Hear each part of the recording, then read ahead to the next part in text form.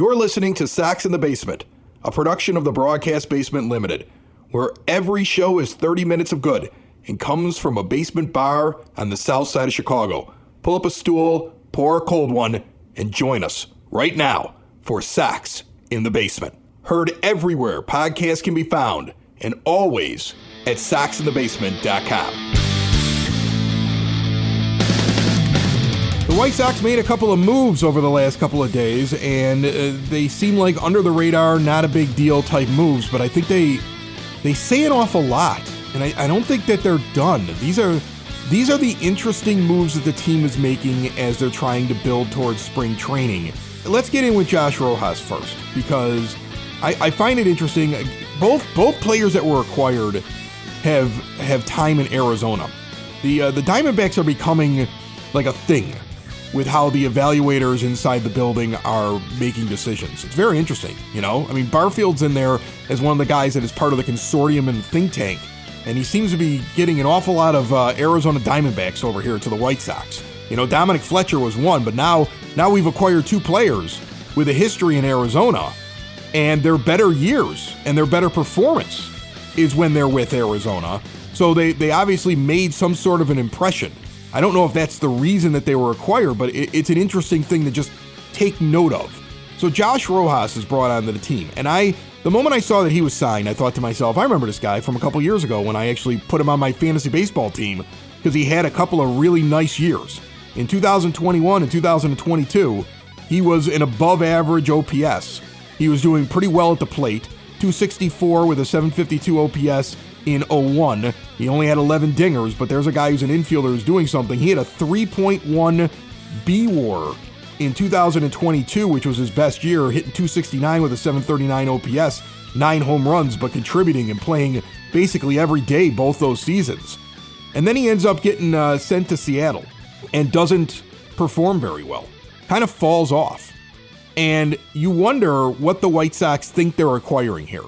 Are they acquiring a guy in their mind that's like, okay, he's somebody we know his work ethic, we know he's got kind of a veteran presence, he's going to be 31 years old during this season, like he's a guy who's just going to kind of fill a spot or at least be somebody who professionally plays an infield position, and if one of these young kids want the job, they've got to take it from him?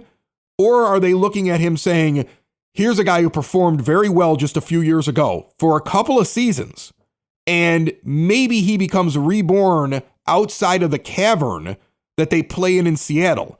Because when he played in the building in Arizona, and if he plays here in a building in Chicago that plays like a smaller ballpark, will we see better offensive numbers out of him than last year's 225 average with 641 OPS? What do you think? What's your first impression, Ed? Well, you know, it's interesting because last year it was a bad year. His age 30 year in Seattle is just depressed all the way around. All of his numbers are bad. But interestingly, in 2023, when he's traded to Seattle, his 46 games there, he's actually 272 with a 721 OPS in a smaller sample size, and had played poorly for the Diamondbacks to start off that year. So I don't know that he's that far removed. I mean, yeah, last year with the Mariners, playing as their primary third baseman, he was handed a starting job right out of spring training, that he was going to be one of their saviors. That's a lot of pressure for a young team that's supposed to compete. And you maybe wonder if he's a guy that does better, you know, he's going to do better in a position where he gets to move around the diamond. You kind of wonder if he was anointed too much as a savior last year and it got in his head. There's a lot of reasons why he could have backslid. And this is a guy that's not necessarily an all-star to begin with, but you look at a guy who cranked out 32 doubles in 2021 and 25 doubles in 2022, and then another 30 of them in 2023. I mean, this guy is a guy that's going to, if he's playing up to his better baseball card, he's a guy that if you stick him in that lineup somewhere in the lower half of it probably, he's going to provide some level of offense, more than Nicky Lopez ever did. He gives you wins above replacement, too. I mean, he had 2.2 B-WAR last year. Like, he was an above-average player. The glove, obviously, something that's very helpful to him if he was only hitting 225 and he was able to give you wins above replacement. Yeah, he's super versatile in the field, and that's my initial impression when I saw them signing him was, oh, okay, well, signed him to a one-year deal. So here's a guy who gets an opportunity to come and play on the south side in a much more hitter-friendly stadium, prove that he still has the offensive chops. He can play all over the field. And he's a guy that they could flip at the deadline very, very easily because every year, every contender needs a bench guy, has some guy that goes down, some guy that didn't pan out, right? I think about the Yankees last year. Gleyber Torres and Anthony Volpe are not hitting, right? And their infield is a disaster going into the playoffs. And they still made the World Series, but how much would they have liked to have Josh Rojas at second or short in some of those situations if he's hitting well, if he's playing, to where he is? So I liken him to some of the relievers that they've picked up where it's like, okay, well, hey, if Bryce Wilson's pitching well, they could turn around and get something for him. If Josh Rojas is playing well and if he has earned himself an everyday spot on the lineup, he's a flip. I mean, he's a guy that you get something back for. Or if you don't end up trading him, if you end up keeping him around, it's because he's a guy that's brought value to the team and maybe has a little bit of more of that leadership quality. And yeah, maybe it is something where Josh Barfield's looking at him going, I like Josh Rojas. I like the way he approaches the game. I think he's going to be good in the clubhouse or whatever it is. Maybe it is the intangibles. We talked about why the hell are they keeping Andrew Vaughn around? Well, the only thing you can figure is it must be something, there must be some intangible. And like we said with Vaughn, you watched Andrew Vaughn still out there giving it his all season long. Whether or not that's enough to actually, produce is another story. But Josh Rojas is a guy that is a very professional player. Apparently, he's a pro because he's managed to stick around. He manages to provide you, like you said, positive WAR, even when he's not hitting well. What's interesting about the signing is the absolute open competition to be an infielder on the White Sox in 2025. Like, I don't think anybody's guaranteed a spot, and Rojas walking in, like, it's funny, Fangraphs listed him as the probable third baseman. I don't know if that's the case, but I mean, he could be. Like, let's just go, just take a look at these positions here. At third base, Vargas, Ramos, Sosa, those guys, all possible third basemen. Brooks Baldwin can play some third base, right? And now Rojas walks in, and I'm telling you, it's an open competition. When you look over at shortstop, Colson Montgomery, it sounds like they want to give him every opportunity at short, but also guys capable of playing shortstop. Baldwin, Sosa, Jacob Amaya, and Josh Rojas can play shortstop. You look over at second base, Amaya, Baldwin, Sosa, the same guys I just mentioned at short, and Josh Rojas could stand over at second base. And don't forget Chase Meadroth, who I think is the odds-on favorite, or at least I thought so until Rojas was signed. He could make the 40-man roster with a good spring and be the everyday second baseman, the guy you just acquired from Boston. And then Vargas can go over and stand at first base. Sosa could go over and stand at first base. So Andrew Vaughn is assured of nothing. I do not believe his arbitration number means he's the everyday first baseman if he isn't out there performing and responding to whatever their plan is, whatever Ryan Fuller has come up with, whatever they're going to do to unlock what he should have become and never became, to get him above being just a replacement level first baseman who's average in every way. Now, when you look at this move, what it tells me is, one, nobody's assured of a thing going into spring, which is exactly how it should be. I know that we were all very nervous when we heard at the end of the season the idea that we think that there's talent on this team. It was almost kind of implied like these guys just need to develop more. And we all looked at a team that set a record and said, ugh, I don't think so. And what this does is this does exactly what I always complain about teams not doing. This is something that I always was bothered by in the last rebuild. The idea that guys were just anointed and given positions that they had not earned. And Josh Rojas, as a professional infielder who is going to walk in and be at a level that he should be starting amongst this talent. Nobody on this team has done enough to tell me that they're better than him until they go out and prove it.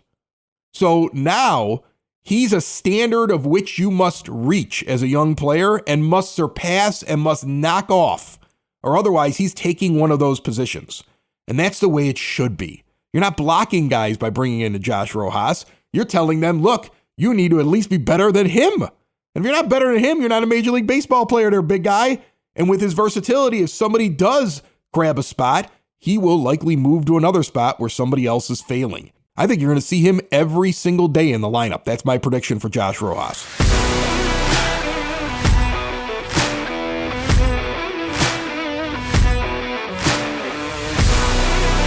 Sox in the Basement listeners, for exterior windows, doors, patio doors, and storm doors, look no further than Window and Door Superstore of Oak Forest.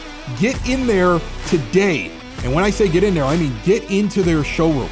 They have a big, beautiful showroom in Oak Forest. They've been doing it this way forever. And the reason they've been doing it this way is they'd rather you come in, see everything in person, get to ask questions of an owner that's on site. See all the little etchings and the doors and all the different doorknobs, instead of having to ask questions of a salesman who shows up with just a couple of examples in a magazine. Not only is there an owner in the showroom, there's one on site for the install along with all their own workers. They don't farm out the work. They've been in Oak Forest doing it this way since 1985. All major brands, custom made, no stock items for a perfect fit. A half block east of 159th and Ridgeland. That is where Window and Door Superstore of Oak Forest is, at 6280 159th Street. See more at windowdooroakforest.com. Ed, your thoughts on the infield competition? Well, yeah, and think about all the names you just listed. Now, is there talent there? Yeah, Chase Meadroth, we looked at his scouting profile and his stats and everything when the Sox acquired him,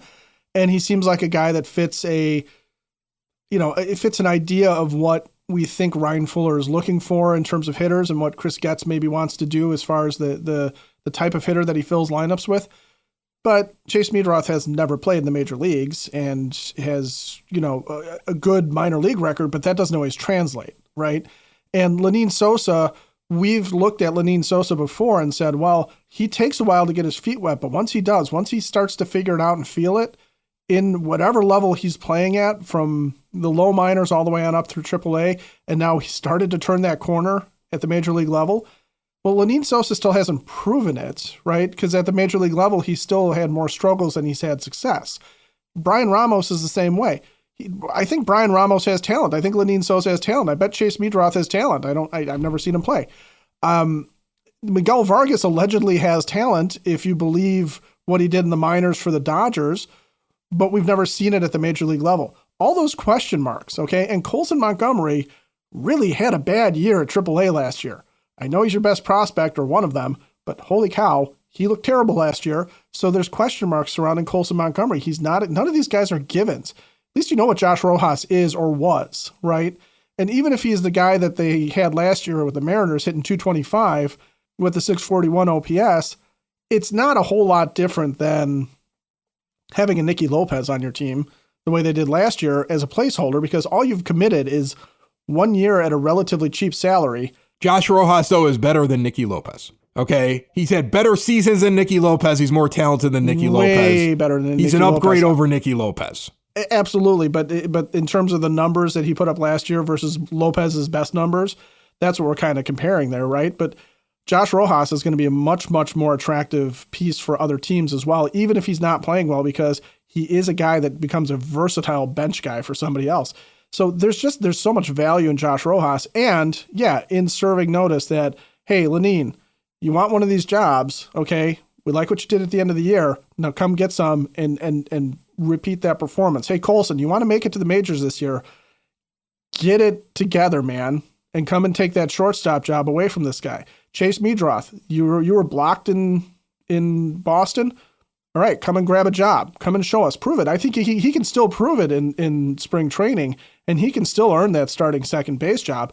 Also, I would like to see Miguel Vargas and Andrew Vaughn go on a very long vacation together. I know. Well, here's the thing. When I look at this list and all these different players out there, like the guys, we've talked about this before, the guys that I just have this gut instinct that I want to see more of, and that I really want to see perform well, or that I think may actually make the team as a starter. I look at Meadroth and I go, I think that guy's probably going to be your second baseman. Like, if things go well, that would be a nice thing to see that they acquired a player that is done very well at AAA and he's able to make the move up. You see the back end of Sosa's year last year, and I've said it so many times, I'm going to look like an idiot when in June he's been released by the team or he's hitting 220. But I mean, like, I loved his last couple of months. I don't love his defense at all, but I would love to see him in the lineup somewhere at least to start the year off. So there's another name. Like, I know Colson Montgomery had a terrible back half. And really, the surge in the last couple of weeks of the season and what he did in the Arizona Fall League, I don't think is enough to make me think like he's ready. I think this guy's still got some time, and hopefully he can figure out what he's got to do to get to the major leagues. I'd be a little concerned if all of a sudden he was starting at the beginning of the year on this team, even though Chris Getz has suggested the idea that he's going to have every opportunity. He doesn't seem ready to me. You know, I look at Rojas and I look at Meadroth and I look at Sosa. And those are three names that I fully expect to be in the infield. You're running out of space in the infield then. You know what I'm saying? Like, and if Vaughn is like somebody they're going to give a shot to at the beginning of the year, you're completely out of space. At least in my mind. And don't forget, you've got a DH spot there. You do have a DH spot, and you know if you were able to go out and pick up another outfielder, it would be Andrew Benintendi because he's terrible out there and drops fly balls.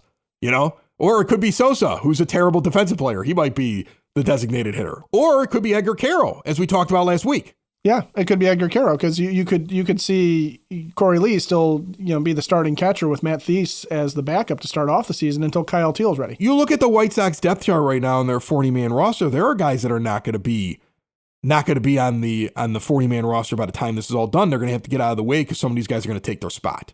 You know, Edgar Caro is going to have to get added to the 40-man roster, and I think he's coming. I think he's going to be a bat, and I think he's going to be a bat out the gate, if not within the first couple of weeks if they start playing with service time. And I think Meadroth gets added on there as well. That's two spots right there. Somebody's getting knocked off. You know, these guys are going to be non-roster invitees who actually have a leg up on some of the guys that are on the 40-man roster. So you're going to see an awful lot of movement there. So it is going to be a crowded mess, and I really hope that it's an open competition, Ed. Look, as White Sox fans, knowing that you're not going to win the division this year or make it to the playoffs, knowing that it'd be an amazing, incredible, just astounding season if you were to go 500. Like, that'd be amazing. Like, if this team went 500, you'd be like, oh my goodness, baseball's back. You'd be doing cartwheels. Yeah. You would be excited by that. You'd be like, look at this, we're turning it around. Something great would have happened. Some of these guys would have panned out. You would see some talent out there. You would start to have some hope. I mean, that would be amazing. But that's where we're at right now. If you think that's going to be amazing, that's where we're at right now as a team. So when we go into spring, nobody should have a guaranteed spot. Nobody on this team should be walking in there thinking they're the first baseman or the second baseman or third baseman or whatever. Nobody should feel that way, especially when it comes to your infield. And so as long as the White Sox keep it like that, I'll be happy as a fan. You start anointing people day one. We get to spring training and I'm hearing that Andrew Vaughn is my first baseman and you haven't even given people an opportunity yet. I'll be very disappointed in that. So that's what I'm waiting for. That's what I'm looking for. And I still believe more is to come. I told you this last week. They're not done yet. It's not going to be the marquee free agents, but they're bringing in pieces.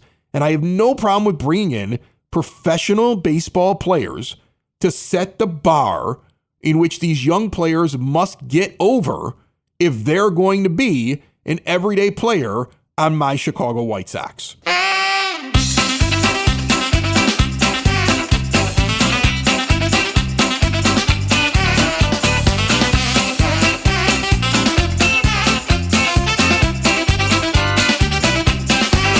Joining me on the phone line in a new year, we have the Sox Nerd back again. Dave Marin puts up all those tidbits and trivia nuggets on the scoreboard at the rate.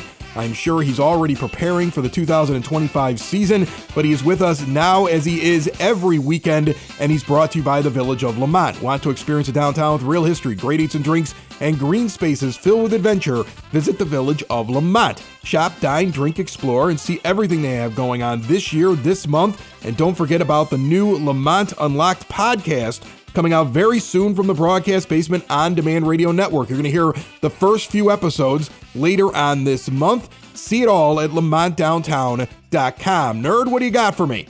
Chris, as we head into the dead of winter, I take hope in the baseball calendar. Each off-season MLB event is another hurdle cleared en route to opening day. So with that in mind, here are some Sox-related nuggets on baseball's top winter events. On January 21st, the writers will reveal their latest Hall of Fame class. There are no former Sox players debuting on the ballot, But one-time Sox outfielder Andrew Jones is on the ballot for the 8th time after garnering 62% of the vote last year, so he's close to the 75% needed for induction. Jones is the only player in White Sox history to hit a walk-off home run on his birthday. On his 33rd birthday in 2010, Jones capped his 39th career multi-homer contest with a game-winning shot in a 7-6 victory over Seattle. Good God, Chris, with 434 home runs, 10 gold gloves, and 5 All-Star appearances, put this guy in already. Mark Burley is back on the ballot for the 5th year. He received 8% of the vote last year, and he needs 5% to stay eligible. Others with Sox ties on the ballot are Jimmy Rollins, Omar Vizquel, and Manny Ramirez. Around February 10th, Sox pitchers and catchers report, and we start to see the most up-in-the-air starting rotation in Sox history take shape. As it stands now, there will not be one pitcher reporting that day who broke camp in the rotation a year ago. Crochet, Flexen, Fetty, and Soroka are all gone. Come February 17th or so, the Sox full squad will report. Like the rotation, you won't be able to tell many of the players without a scorecard. The only 2024 opening day starters to report, as it stands now, that day will be Vaughn, Robert, and Benintendi. On February 22nd, the Sox will celebrate George Washington's birthday. Did you know the Sox once had a player named George Washington by opening their 39th Cactus League season? For the 4th time in 5 years, the Sox will start their spring slate against the Cubs. We probably won't get a hint as to who the Sox opening day starting pitcher will be in this one. It's been 10 years since a pitcher started both the spring and regular season opener, and that was, of course, that cut-up Chris Sale. Speaking of the opener, the calendar tells us it's March 27th, and this will be the earliest regular season premiere in Sox history. That day, the Sox will make it a quarter century without starting a homegrown catcher in their opener. The last time that happened was in 2000 with Mark Johnson. Before I get to my zinger, I remind you that gems like these and long-form pieces are on my blog, which you can link to at soxinthebasement.com. My zinger: the Sox recently acquired left-handed pitcher Tyler Gilbert from the Phillies. Gilbert threw a no-hitter for Arizona in his 4th big league start, making him the first pitcher to join the Sox with a no-no since Francisco Liriano in 2012. That's it, Chris. More than you wanted to know about Father Time, the Hall of Fame, and Cactus League openers.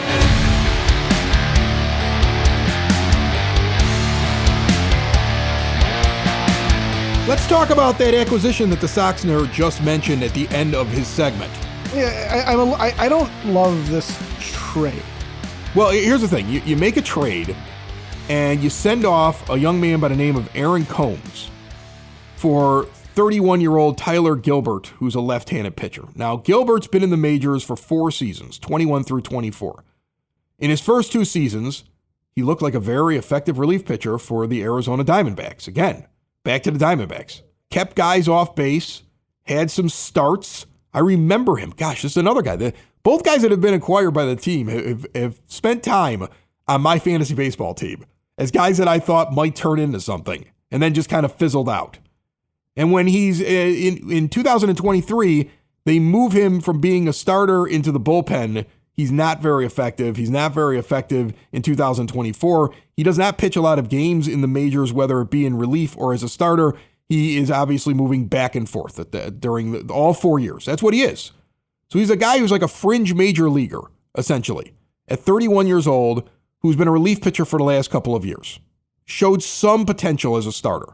And the White Sox go out and acquire him, and what they trade away is a pitcher that they picked up in the 8th round of this year's draft that is described as having, quote, the most disgusting curveball out there. He's considered to be just nasty. This is a Tennessee Volunteers closer.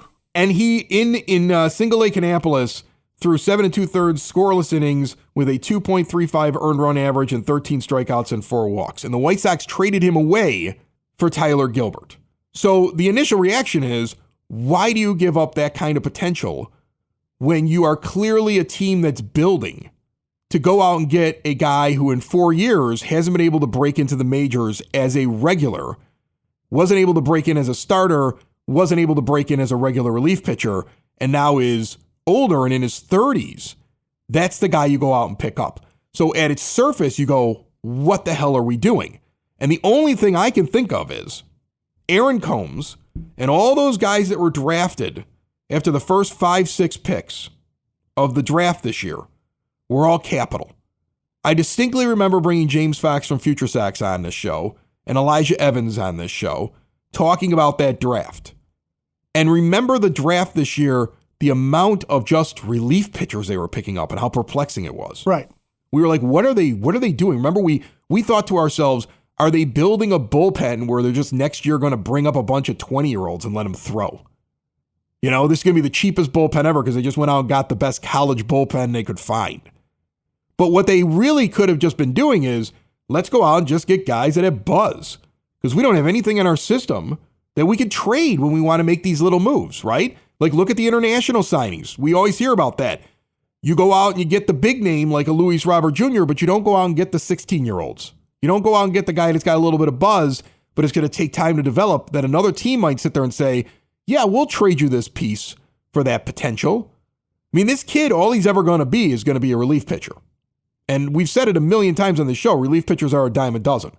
And you don't know by the time he gets to the majors what he's going to be. But right now, he's enough that somebody wants him and they will trade a piece that you desire.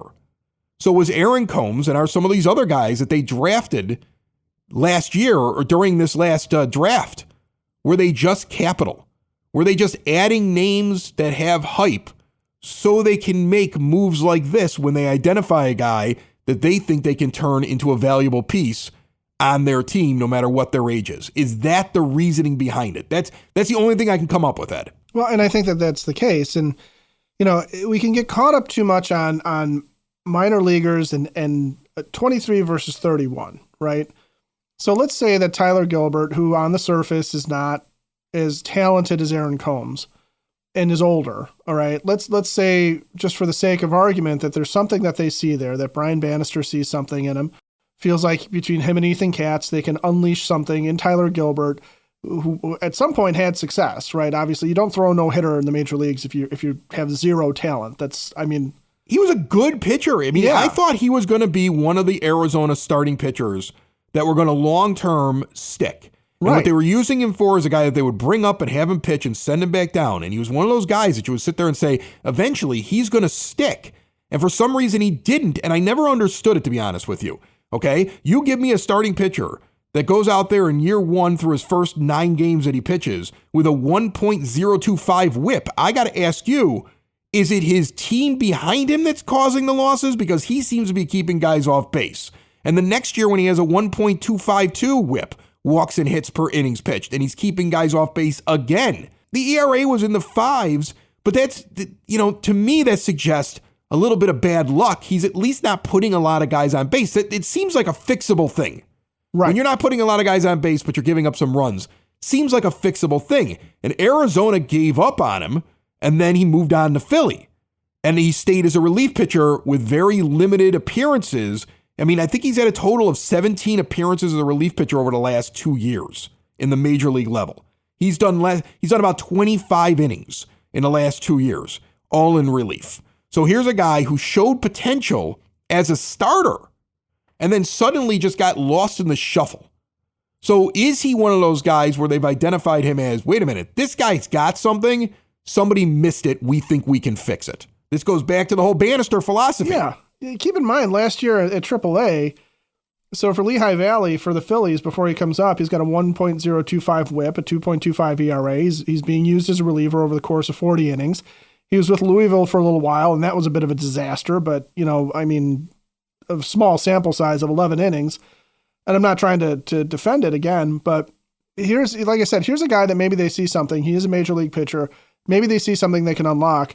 And maybe Tyler Gilbert becomes a guy that, because he is not a star, not a guy that is going to be in any way, shape, or form expensive, is a guy that if you want to keep him around because you find something with him, even at age 31, you're going to be able to find something with him as, say, a fifth starter or a solid bullpen piece for a few years. That has some value to it. Aaron Combs may take that much time to truly arrive in the major leagues, and at that point, he will be in his late 20s. And he may never arrive. He has nasty, filthy stuff. He had a really good, very short run at Kannapolis after he gets drafted. but it doesn't necessarily mean it's going to translate. He could get the yips. He could start walking guys. That curveball could blow his arm out. You never really know because he's just a prospect. And he's just a relief pitcher. And he's just a reliever. Like that's my thing. Like you drafted a guy who's just a relief pitcher. And what you want him to become is, well, maybe he becomes the next Mariano Rivera, or he becomes Liam Hendricks, or he becomes whatever. And then what you have to do is look at their baseball cards and realize that it's a bumpy road to get to there, and it's not guaranteed. No. So, I mean, like, I think when they drafted all those relief pitchers, I was like, what are we doing? Remember, I had to ask that question. What are we doing? These guys aren't going to become anything. You take failed starters and make them relief pitchers. What are we going out and getting these guys for? So that's why you wonder, is Aaron Combs just somebody who was drafted to be capital so they can make moves later on? Like he was like just put in a drawer, like, okay, let him go down there and pitch. But the best he's ever going to be is a relief pitcher on our team. It's going to take him a few years to get there. And if somebody comes knocking and we can get something that we want, that's what he is. He's a chip more for trades than somebody who we looked at long-term as a major league piece. And I think that's what he was looked at to make this kind of move. And again, this kid, and I call him a kid because I'm 47, but Tyler Gilbert, he's shown that he's able to do it at the major league level. The question was, could he do it consistently? And he was never given consistent opportunity. He was like a spot starter that was up and down constantly. So it would be interesting to see if the White Sox look at that and say, wait a minute, hold on a second. This guy was misused. Yeah, his numbers in Reno are bad, but the PCL and being in Reno inflates everybody's numbers. But look at him when he's not there and look at the success that he had in the majors in these small sample sizes. And this is something that we think we can do something with. And all it did was cost us one of these chips that we went out and got during the draft. And we only drafted this kid just to be a chip. That's the only way it makes sense. Like, I'm trying to wrap my head around it. It's the only way to make sense. I know the prospect towns, like, their heads exploded with this trade because they were like, oh my goodness, wait a minute. This guy, he's nasty. Look at what he does. He was a superstar in Tennessee. And I'm trying to wrap my head around what the philosophy of the front office is. This feels very Tampa Bay Rays, doesn't it?